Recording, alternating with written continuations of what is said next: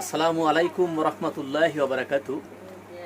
পলিরহাট থেকে রাজগঞ্জ এর ভিতরে ইজি বাইকের ড্রাইভাররা এমনভাবে গাড়ি চালায়, দুদিন অন্তর মানুষ অ্যাক্সিডেন্ট হচ্ছে, মাথায় লাগছে, কেউ মারাও যাচ্ছে, কেউ হসপিটাল ভর্তিও হচ্ছে।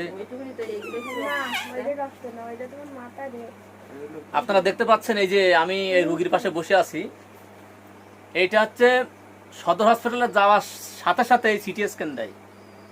ইবনে সিনাতে করেন, নাহলে কুইন্সের থেকে করেন। এই দেখেন, আপনারা দেখতে পাচ্ছেন। কিন্তু এইবার করেছে এই যে ওনারা ট্রিটমেন্ট দেন নাই, ওনারা ট্রিটমেন্ট না দিয়ে, সদর হসপিটাল ট্রিটমেন্ট না দিয়ে সেই রুগী ট্রান্সফার করে দেয় ঢাকা মেডিকেলে।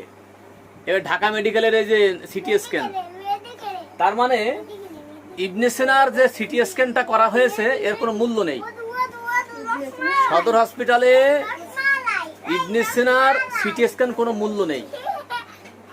এই ডাক্তার নামক হাতুড়ি ডাক্তার সদর হসপিটালে এরা মিনিটে মনে করেন 30টা করে রুগী দেখে, 30টা করে রুগী দেখে। রুগী গেলে পার্সেন্টেজের জন্য এ হসপিটাল সে হসপিটালে ট্রান্সফার করে দেয়। তারা কোনো কিছু হাতে নেয় না। সামান্য একটু অ্যাক্সিডেন্ট কিছু মাইনার ছোট্ট একটু লেগেছে, সিটি স্ক্যান দেবে, আগে পরীক্ষা দেবে। রুগী নিয়ে গেছি, আধা ঘন্টা রুগী ফেলা রাখছে, একটা ডেক্সামেথাসোন ইনজেকশন দেবে, তাও মনে করেন আধা ঘন্টা পরে, রুগী মরে যাওয়ার পরে। সদর হসপিটালে এরকম হচ্ছে ট্রিটমেন্ট। তা আমি যশোরবাসীর উদ্দেশ্য বলছি,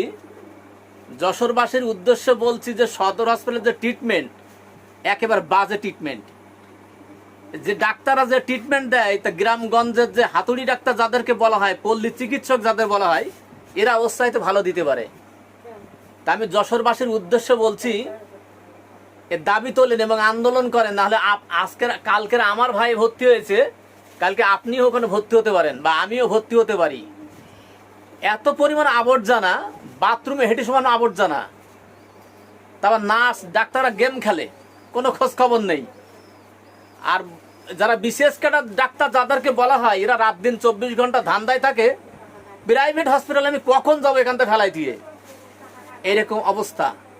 আর পলিরহাট থেকে রাজগঞ্জ আপনারা যারা ইজি বাইক চালাচ্ছেন, খুব সাবধানে চালান।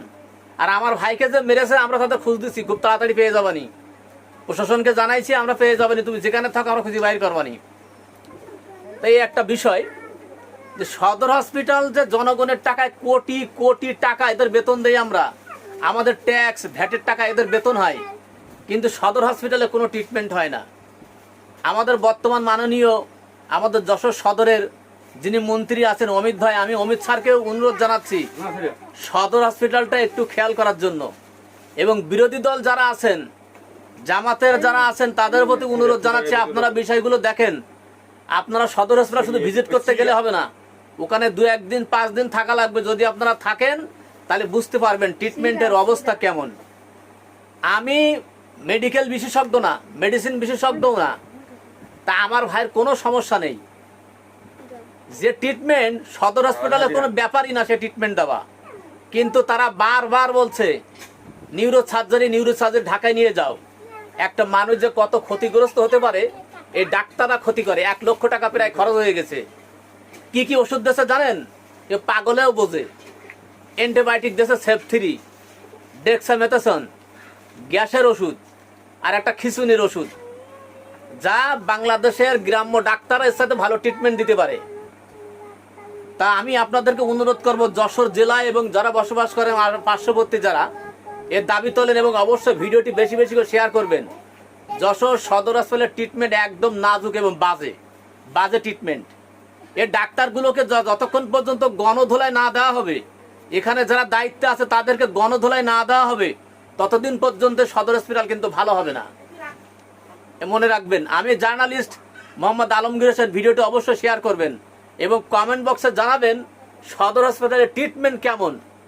আমি কালকের একটা প্রতিবেদন ছেড়েছি, 20% ট্রিটমেন্ট এরা ভালো দেয় না। রুগী যাওয়ার সাথে সাথে কয়েকটা চেক আপ লিখে দেয়, পার্সেন্টেজ নেয়।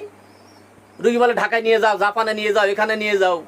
তাহলে এদেরকে আমরা কি জন্য রাখছি? কোটি কোটি টাকা বেতন দিয়ে, আমার ভ্যাট ট্যাক্সের টাকায় ওদের বেতন হয়, এটা মনে রাখতে হবে তাদেরকে। নার্সগুলো ইয়ার্কি মারতেছে, ডাক্তারগুলো গেম খেলছে, এটা কোনো একটা চিকিৎসা সেবা হলো?